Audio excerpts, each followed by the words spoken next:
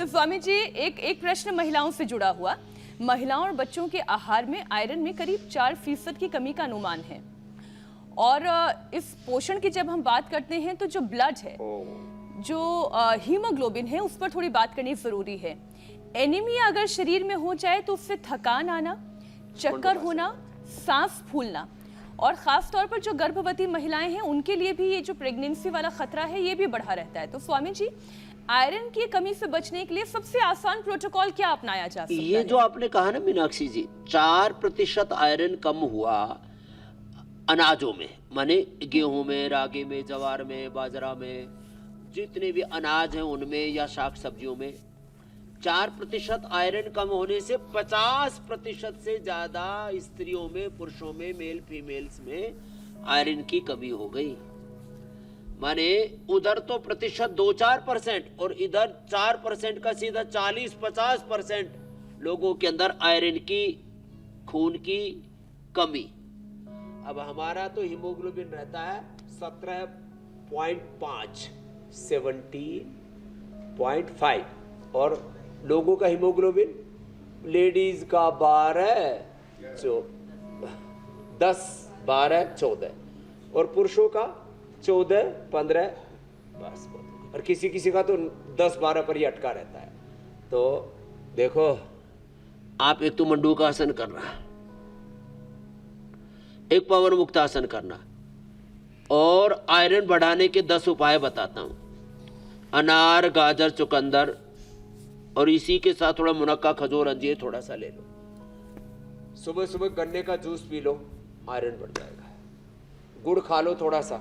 अब सर्दियों के अंदर गुड़ शक्कर ना रात को पानी में भिगो के उसका पानी बना के लो तो गर्मी निकल जाती है गुड़ की, शक्कर की।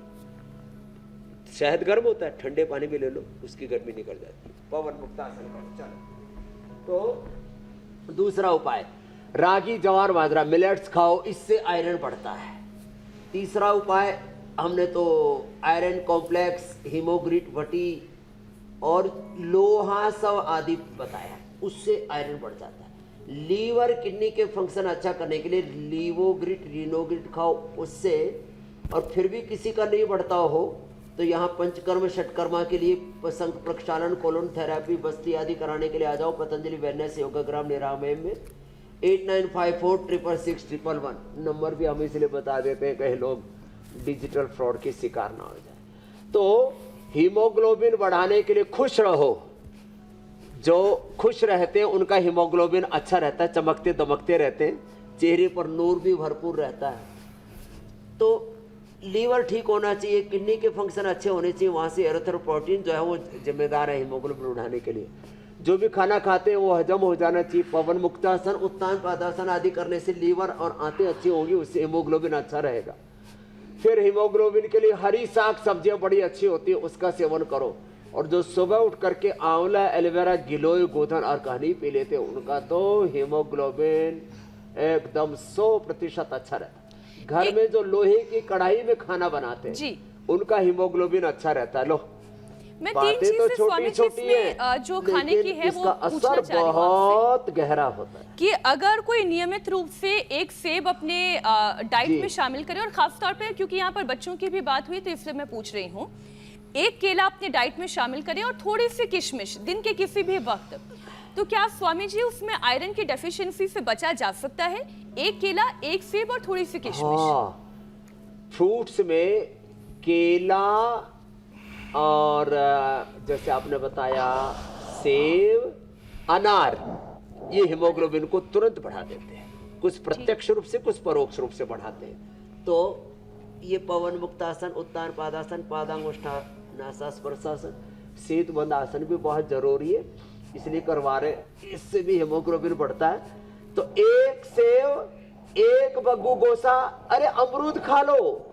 जिनको सेव महंगा पड़ता है ना, तो अमरूद तो सस्ता पड़ता है आजकल। तो अमरूद भारत में खूब होने लगा है। पहले तो चाइना से, इंडोनेशिया से, और नहीं कहाँ से, ताइवान आदि से आता था, ताइवानी, वो मोटा मोटा चाइनीज। तो अमरूद, जो गुण सेव में होते हैं लगभग उसी से मिलते जुलते गुण सेव में जो गुण होते हैं वही केला में, अमरूद में होते हैं, अनार में होते हैं, और भैया अपने गाजर में और चुकंदर में होते हैं। तो जिसको जो सुलभ हो जाए ठीक उसी का स्वामी जी। प्रयोग कर लेना चाहिए। चलो उल्टे लेट जाओ, मकर आसन।